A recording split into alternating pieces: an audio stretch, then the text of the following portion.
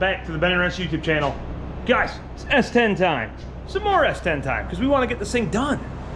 The event is coming up soon, and this truck has been drug out for freaking ever. So, we got another project on the other side there, working on Jeremy's truck. You'll see that at a later date. Another LS swap, of course. But I figured I could get a couple more things done quickly on this.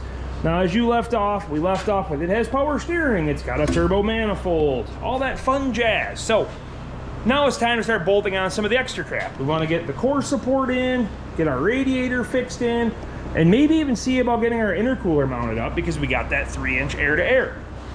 But some simple things while there's room, right? Plug wires. What the hell are we gonna do here? You know, I did end up getting a different brake booster, but unfortunately the master cylinder doesn't fit. So we're not gonna screw with that now. So I'm doing something a little different. I double stacked my coils, just this one. These all bolt factory.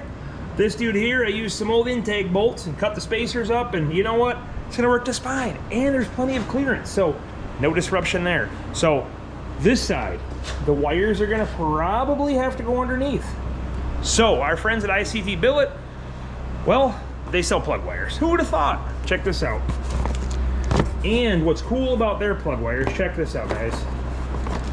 You get 5 foot of cable. The hard part's done.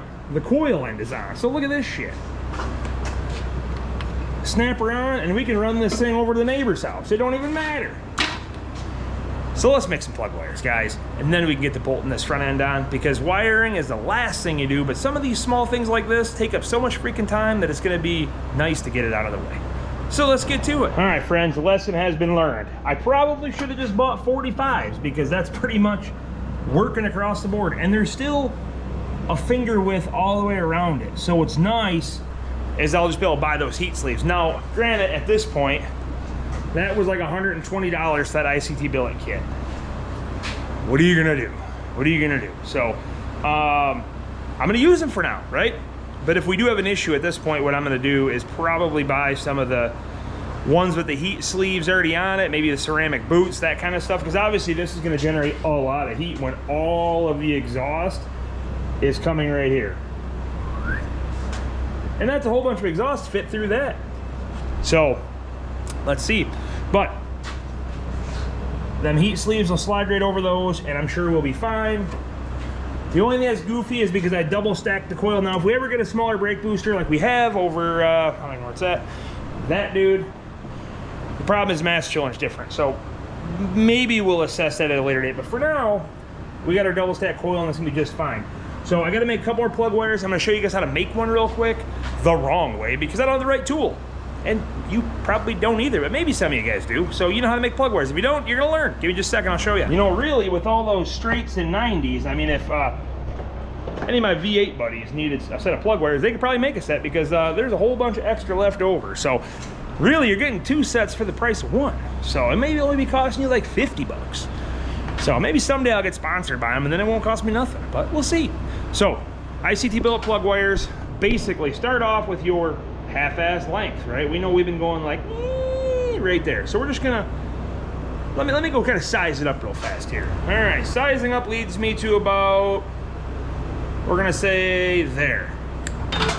Can't go back, can't add it on. So biggest thing is, what you need to do, there is a tool, I know MSD makes it, I've had one in the past, that basically the wire saddles in, and then you run a razor blade on top, and it cuts it down just to the core. But what I like to do, let me see if I can show you the best way, is I like to run a razor blade around it. Now granted, setting it on something flat makes it easier, and you don't go crazy, right? You're not gonna go down too deep. Just enough, right? Just to cut the skin. You get your pair of side cuts, like you're stripping a speaker wire, and there you go. So, do not cut into the fiber core. So you wanna grab your end. All right. So we know them 45s are working perfect for us. So, get your pliers. Just pile everything on your ladder here, your workbench, we'll call it. And obviously a 90 or a 45, you know, or whatever, is positionable. I know that I want both of my little arcs going in the same direction, right? So, you got your end, flip the little wire back, right? You see it? Under it. And then smash it down with a hammer. I'm just kidding, but a pair of pliers does work. I do have some wire strippers that say ignition. Garbage. Do not use this. Not good. You're better off with your pliers or just buy the MSD tool or whoever else sells a tool for doing plug wires, if you're going to do them all the time. This is the first set of plug wires I've made since I've been like 18, so it's been a long freaking time. So give her a couple crimps with your pliers, get a little side bite, give them a little squish here or there, and eventually she's going to bite right in, all right? And if she don't, well, you're just going to have to crimp it again. Okay, we got a result. So, always time for lubricant. There's always time for lubricant!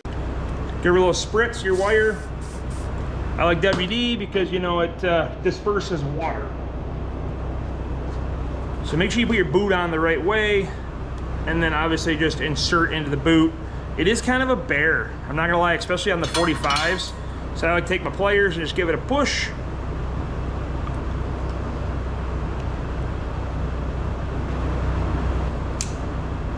Until you get it to pop out the other end. Obviously you want it to be just around the corner here, you know what I mean? Just so when you're, you know, this kind of protects the porcelain, clips on. So that's your basic gist of a plug wire. Let's see if she fits. So, let's see how she fits. So make sure you get it, you'll hear it clip onto, and you'll feel it too, guys. If you've installed plug wires, I'm sure you have, but boom, look at that. Well, guys, next day, we're back at her.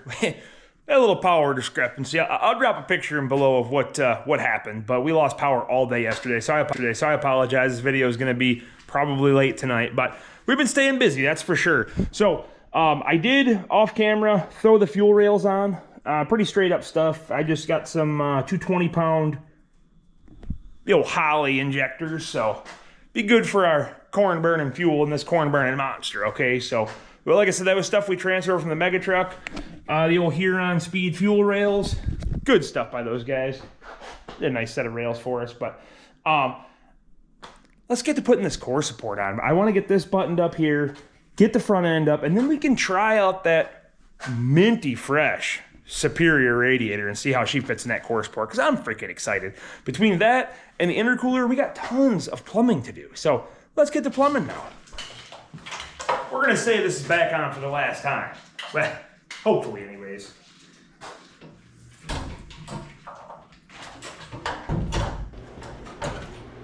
Now, if you're unaware, there is a nice little notch here for your washer to fit through if you're pulling a core support off your S10.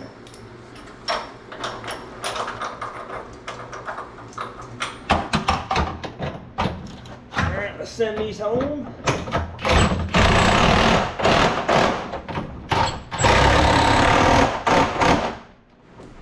So I've showed you guys this before at an earlier video, but I know this whole S10 build's been kind of drug out over the year.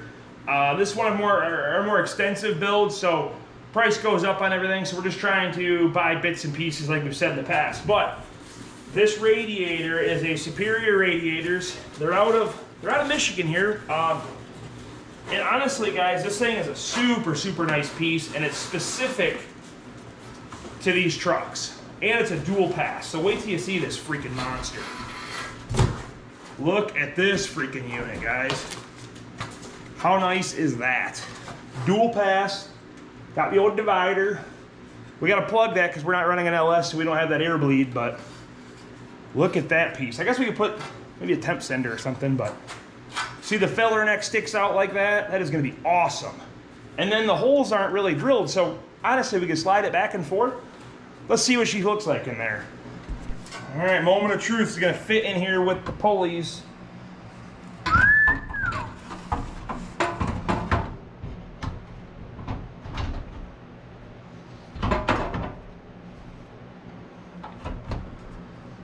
Well, it don't fit.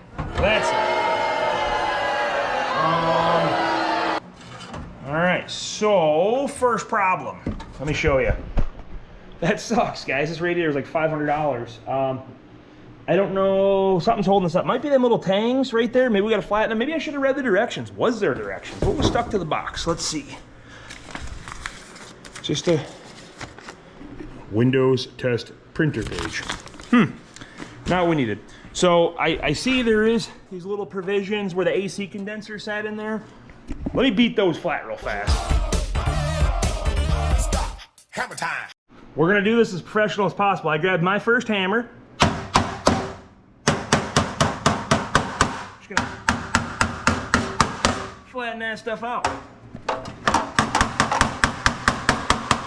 Oh yeah, see it fills right in there. Can't even tell. All right, what do you bet it's gonna fit now? Fingers crossed. Fingers crossed. I'm just saying. All right, let's try it again. Come on, baby. Son of a biscuit. I didn't want to cut the damn core support, guys, because when you cut it, then you're getting rust and what the hell?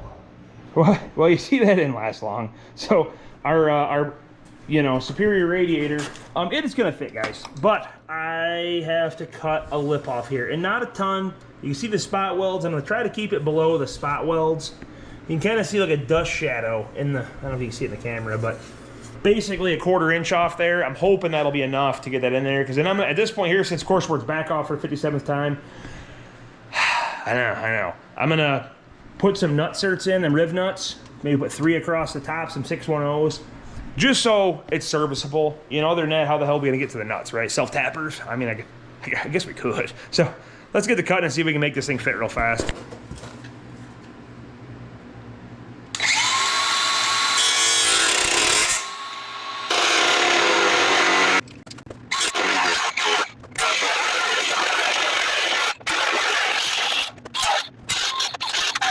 All right, let's try it again. Now that that's out of the way, hopefully.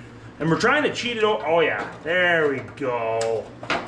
That's how it's supposed to go in there. I'm saying we're trying to cheat it over to the right as much as possible, or driver's side as much as possible, for obviously more turbo clearance. So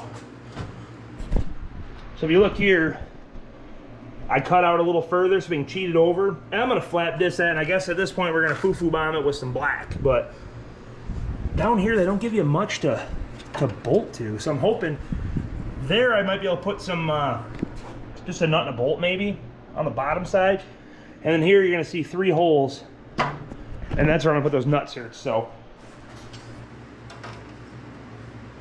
I know I'm kind of a hack, but I'm at least gonna mark this up, you know, and make sure we put them in a decent spot anyways, right? I'll try not to drill through your cores.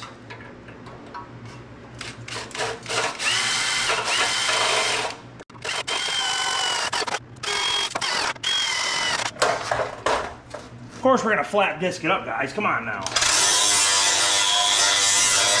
So, this is a riv nut tool. You guys have seen me use these in the past. Works great. So we have these blind holes here that we just drilled. So we're gonna step them up, we're gonna put these inserts in, and we're gonna smash it with that tool right there.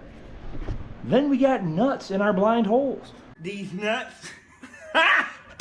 Got him! It's gonna work out glorious. So in these situations, guys, definitely the way to go. And that tool's only like 40 bucks on Amazon. It's pretty cheap.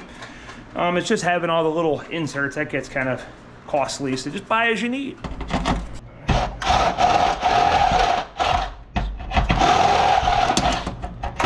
ahead, put the tool in there.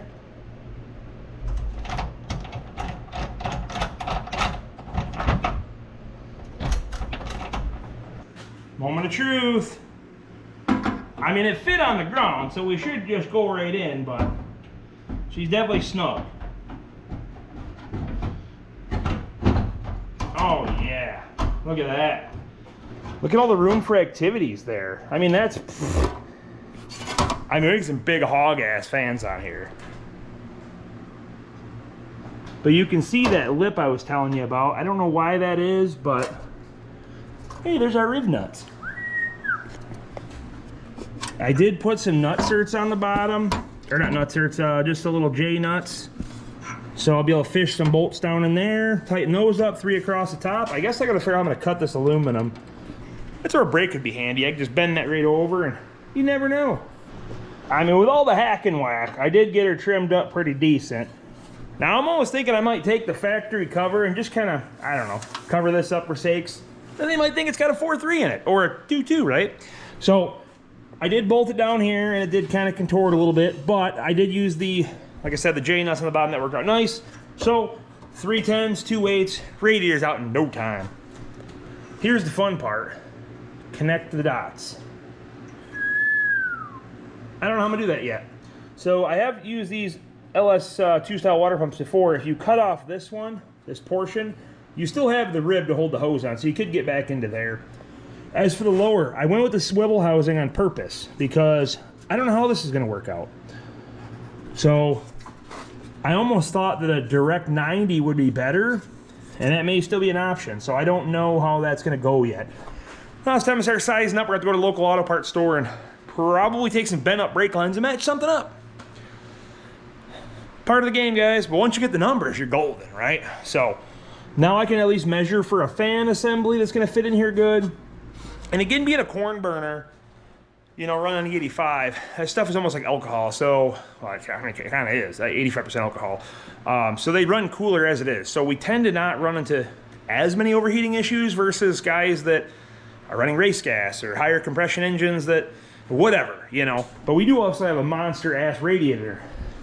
So now let's grab this intercooler and see what we can do to get this thing to fit, because your boy thinks we got to drill some 3.5-inch holes here and here so you can hook a turbo up. You gotta love when the shop is a freaking mess. Super not productive that way, but intercooler time. So eBay performance, of course, 'cause that's how we roll. I showed you guys this in the past. It is a 3-inch by whatever. Biggest one we could fit in this truck, probably. So it's gonna go right about there. And we elected for air to air because we're gonna try, like we said, do a drag and drive type thing. I did have air to water before, but that's just another radiator high too when you run a heat exchanger. Now, granted, we could run an ice box or whatever, but this would be easier, right? Less electronics, less plumbing. Yeah, so I'm gonna go ahead and pull off the hood mechanism there where the latch goes, and we're gonna see. Now, I've watched a few videos. I remember LT Tolman there. He put his heat exchanger right in the front. Now, his truck's supercharged, but I think in our case, we can probably still get the air-to-air back here. So let me get this pulled out of the way real fast. Okay, so get this dude pulled out of our way.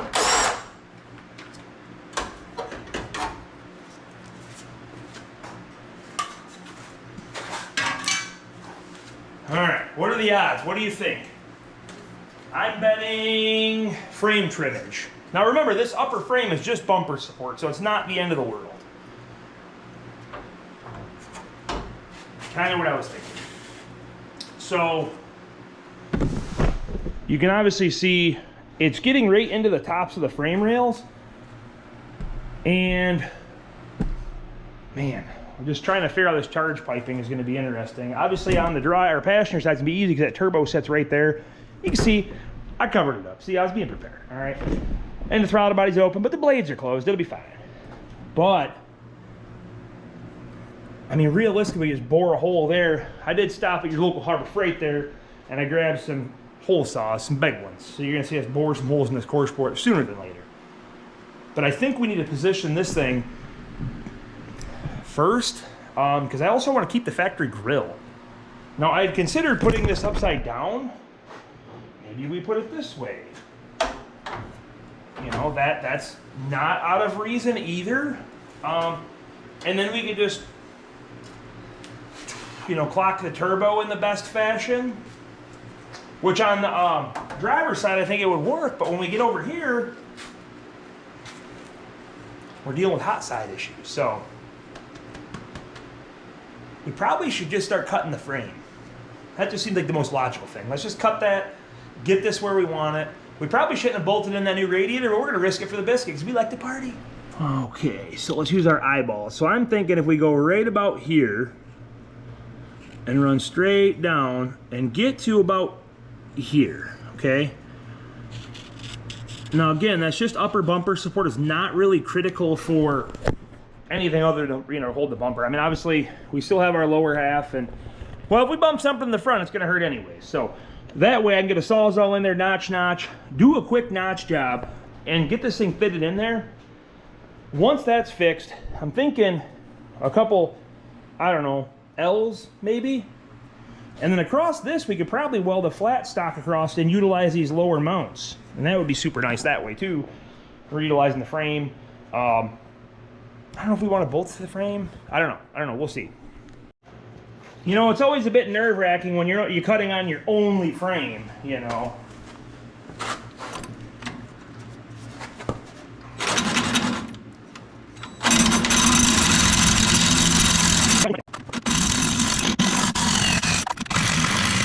So after slight frame modification, let's try again. Now obviously we'll paint that and stuff, but I want to just get this thing down as low as possible. Oh yeah, that's fitting way better already. Now obviously we may have to do a little trimmage, but what I was hoping is that we can still retain our upper hood upper hood latch. Now I'm not a big hood pin guy, so I'm trying to avoid that, but if we have to, I guess, we'll do that. But I also like a safety latch too. I don't want to be going, 100 miles an hour hood blow up. I mean, I've had flashbacks of hoods blowing up. I'm just saying. Back when I was a kid, I had one of them Z24 Cavalier. Oh yeah, I think it was mint. Oh yeah, the old bungee cord on the hood. That fiberglass hood didn't break the windshield though, I'm just saying. Yeah, lessons were learned. So, I'm gonna do a little cleaning up here, and I'm gonna see, I need to make sure, we gotta make sure the grill is gonna fit, because we're not going grillless. We want it to look stock. So, I mean, when you close the hood, you'll never know, right? So we're keeping a factory hood on it. Shh, the 4-inch out the fender. That's nothing. So now you can see what I was getting at. So we need to hook that to that. So obviously we're probably gonna turn the turbo down a little bit to get this more straight versus kind of angled up. And again, they are clockable, and we have quite a bit of room from our exhaust. I don't want it sitting right on there, but I mean, realistically, we could always wrap that. It does keep underhood temperatures down, all that stuff, but man, that stainless looks like a freaking showpiece, so you kind of hate to cover it up. But we loosen them up. I'm gonna position this into a more straighter fashion, and now I could easily adjust this accordingly. But before we mount that in a permanent spot, we want to make sure everything else is going to fit. So that's part of the game when it comes to this stuff, guys. So make sure you get all your pieces and lay them out the right way, and it should go together. So if you were unaware, if you loosen up these clamp bolts, I mean, you could 360 this thing. We can do whatever we want to do with our snail, okay? Now, we'll get a turbo blanket for this side, so just disregard the hot side for now and any part of the exhaust, because we're on the cold side. So you can see what I'm getting at is if we put it straight, I know it's our regular silicone 90 is not going to work. We're either going to have to lengthen one, maybe put a small straight piece in there, or a coupler with a piece of aluminum tubing. But I almost want to adjust the height of this side to match that, because that's going to be the easiest part of this. And once we get that set up, we're going to have to fab this whole piece up anyways. This is going to have to be creative and all hodgepodge together, okay? So this side, we might as well shoot for easy first to line the whole mess up here. So, have you ever been in a situation where the hole saw, they need a hub or a centering device. So that center drill bit is what holds it while it cuts the big hole, right? Problem is, our drill falls about right in here. So what I'm doing is giving us a spot to put our drill bit. So something as just as simple as a piece of aluminum or whatever you got laying around. Check this out. You get the idea yet? We're going to use that piece of aluminum we just screwed down that was cut off our radiator to center our drill bit to give us a nice spot to cut a hole. Now we are going to go 4-inch, give us a little wiggle room, and obviously I'm going to pull this intercooler out of the way once I get that hub drilled.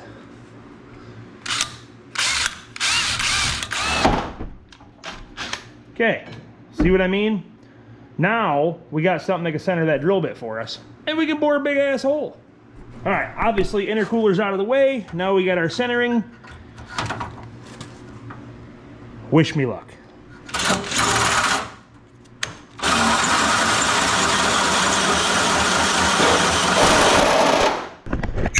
Okay, so you can see we are through, and yes, I'm gonna clock the turbo out of the way right now.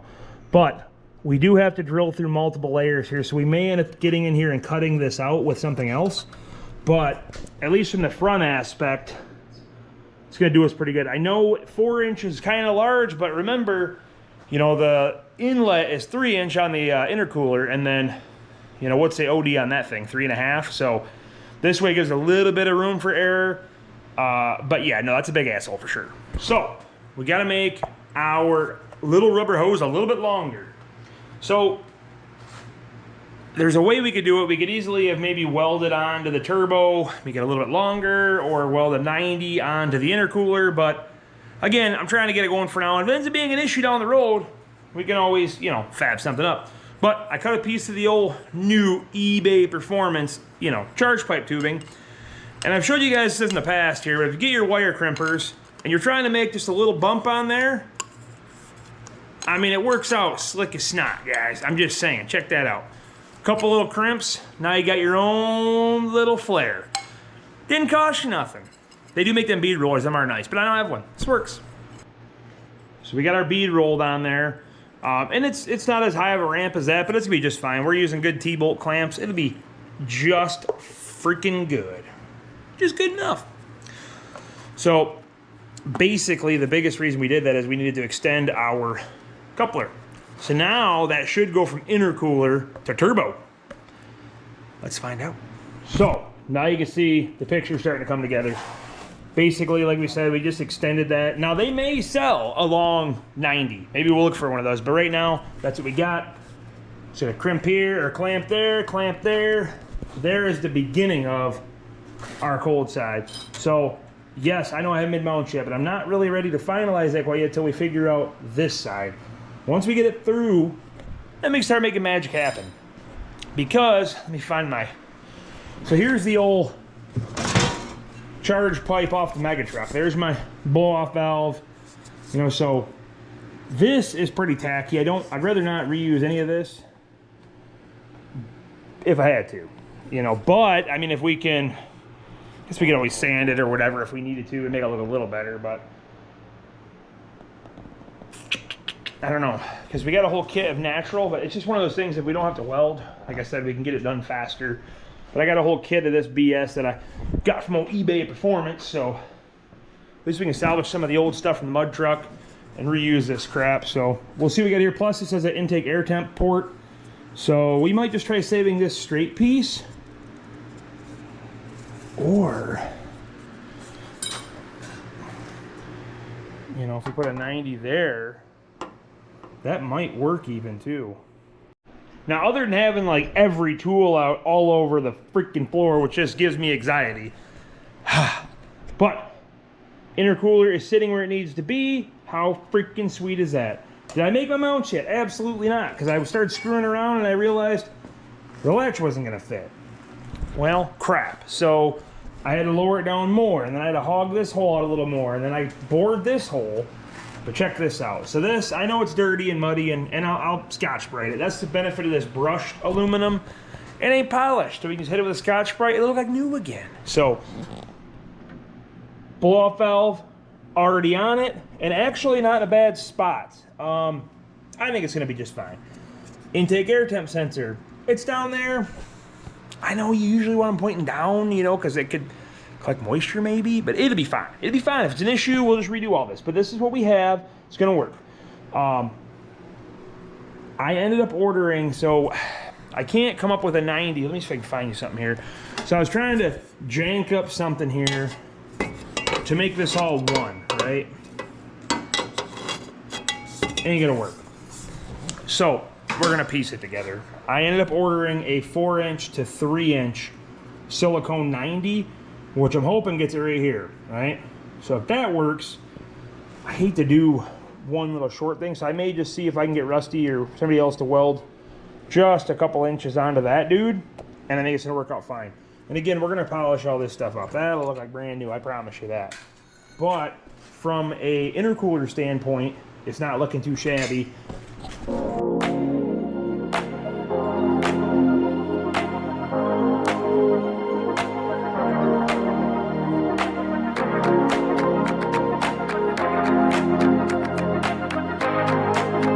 So,